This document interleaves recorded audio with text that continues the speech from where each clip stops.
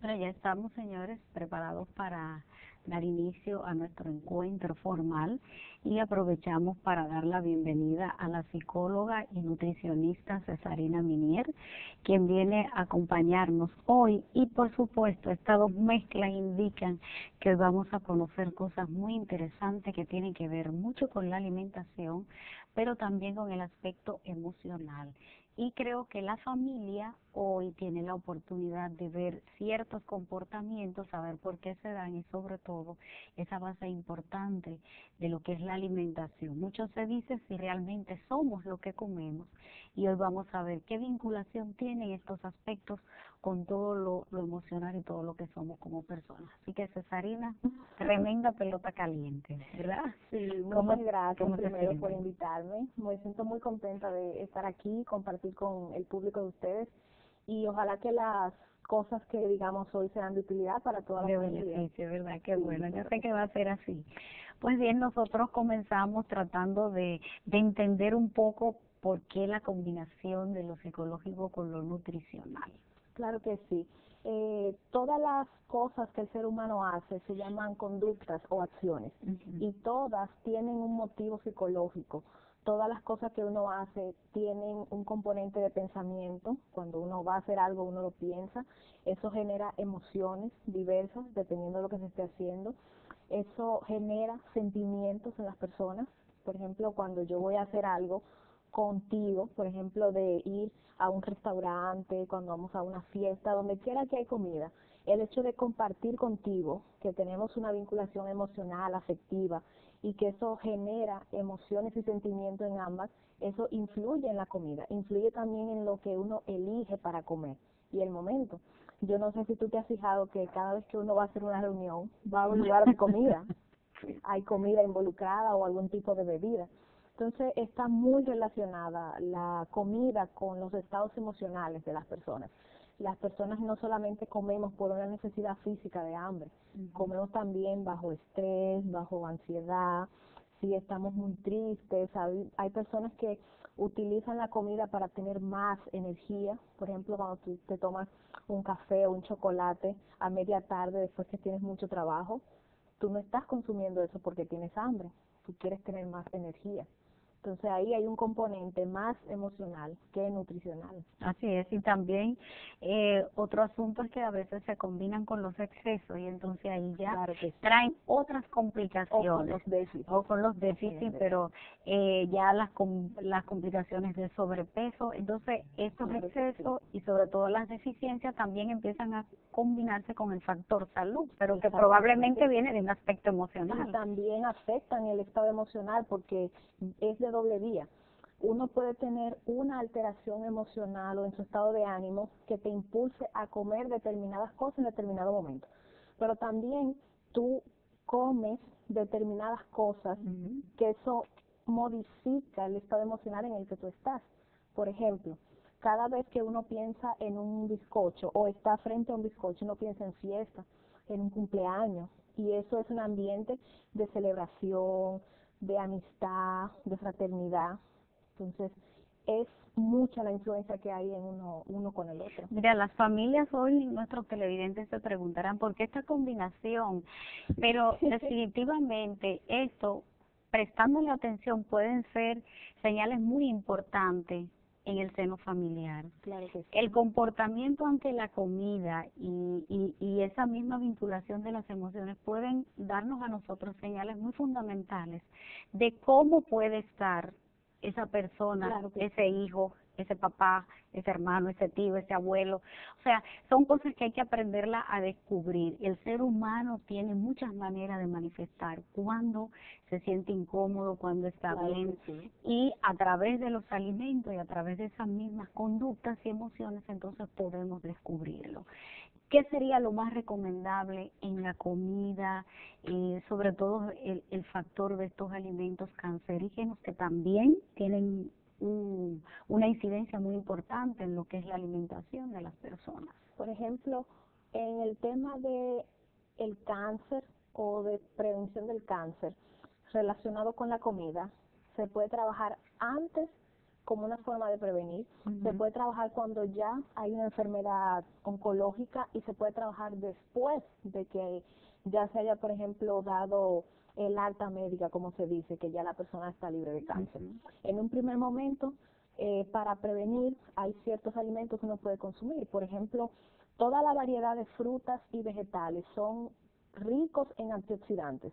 Estos antioxidantes lo que hacen es que protegen las células del organismo del estrés oxidativo que se da en todos nosotros, por la exposición al sol, por alguna enfermedad que puede ser cualquiera, por todos los tipos de contaminación, por el ruido, por el estrés, por una mala alimentación. Entonces, todas esas cosas, el consumo de alcohol, de tabaco, todos esos componentes generan un estrés en el organismo que daña las células. Entonces, lo que hacen estos nutrientes dentro de estos alimentos es que protegen la célula. En ese primer momento pudiera ser como un factor preventivo. Cuando ya hay una enfermedad oncológica, que el cuerpo se debilita mucho, ya sea por la misma enfermedad, ya sea por los mismos tratamientos o por una cirugía, este alimento o estos alimentos lo que hacen es que mantienen a la persona fuerte, que resista la enfermedad o que la ayude a resistir la enfermedad y los tratamientos y todo el estrés que hay en torno a la enfermedad, ya sea en el hospital o sea en la casa. Entonces también después de la enfermedad que la persona se considera sana, ayuda a fortalecer al organismo para que se termine de recuperar, se ponga más fuerte y se mantenga también, porque entonces en ese momento, perdón, también funcionaría otra vez como prevención de una recidiva o de una recaída. Entonces, es muy importante la alimentación y la nutrición. Lo que hacen es que protegen al organismo. Se dice que en los niños es para que crezcan y se desarrollen, y en el adulto es para mantener, Pero mira, hay un detalle interesante, y es que en nuestro país la cultura de la alimentación es un poquito difícil. Siempre que hablamos de una alimentación sana, balanceada, tenemos que hablar de vegetales. Sí. Pero no hay esa costumbre de que las comidas sean ricas en frutas y vegetales, en que tú puedas hacer un ayuno en base a frutas y vegetales, a que te pases un día a sopa de vegetales, a que tengas el ritual de cada cierto tiempo desintoxicar tu cuerpo y darle prioridad a esos alimentos que te van a hacer un trabajo en el bienestar y en la salud de tu cuerpo. Entonces, ¿cómo poder enamorar y hacerle entender a la familia y a todas las personas lo importante que es tener estos criterios claros, a pesar de que venimos subiendo y creciendo en el seno familiar y realmente no se da esta educación en cuanto a la alimentación? Hay una disputa, por decirlo así, o un encuentro entre la comunidad científica Así es. y la población en general, popular, sobre qué es una alimentación saludable. Lo primero es que vegetal es todo alimento que no provenga de algún animal. Así es. O sea, no es solamente lechuga, zanahoria, esas cosas, es todo, maíz, cebolla, alvejas, todos esos alimentos que son de origen vegetal, que provienen de una planta, se pueden consumir. Yo siempre le digo a los pacientes y a las personas que me consultan que lo único que uno debe evitar o excluir de su alimentación es lo que te haga daño directamente o lo que no te guste.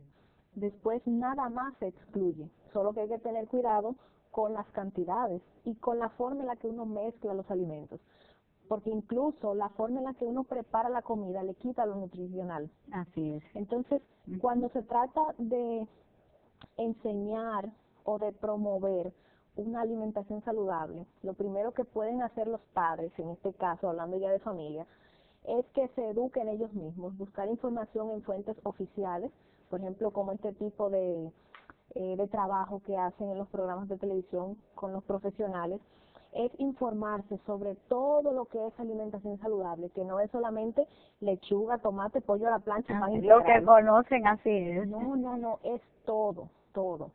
Incluso hay personas que le tienen mucho miedo a los carbohidratos. Los carbohidratos no son malos. ninguna comida es mala, ninguna comida engorda. Lo que engorda, que es lo que le preocupa a muchas personas, es la cantidad en la que tú la ingieres y cómo tú la combines. Así es. Entonces, es muy importante que los padres aprendan, porque de ellos dependen lo que van a hacer los niños. Los niños se comen lo que los padres compran, lo que los padres preparan. Entonces, es una gran responsabilidad que tenemos, o que tienen los padres ya, que ellos primero deben aprender. Y deben involucrar a los niños a que participen en la compra, llevándolos al supermercado, al mercado, darle participación para que ellos elijan también, porque eso va a fortalecer un aspecto psicológico que tiene el ser humano, que es la autonomía, la toma de decisión, la confianza en sí mismo y la confianza en su grupo de apoyo, que es su familia. Entonces, cuando se le da participación a los niños para que elijan los alimentos, para que, dependiendo de sus habilidades y de su edad, participen en la preparación de las comidas, en la puesta de la mesa, cuando se sienten propiamente a almorzar, cuando vayan a retirar los platos, todo eso es muy importante. No, y que Entonces, eso es parte de aprender a comer. Y eso les va a permitir a que ellos empiecen a tener una relación más amigable con tantos productos alimenticios, con tantos vegetales que quizá ni conocen, porque no pasan por la mesa. Y yo creo que ahí es donde está el problema. Nosotros nos vamos a la pausa, pero retornamos y entonces sí vamos a seguir hablando de esto de nutrición y parte emocional en las familias, en el ser humano. Y también tendremos algunos consejitos especiales para muchos padres, que la vida fácil lo hace pues proporcionar a los hijos una alimentación muy dañina. Así que con eso volvemos.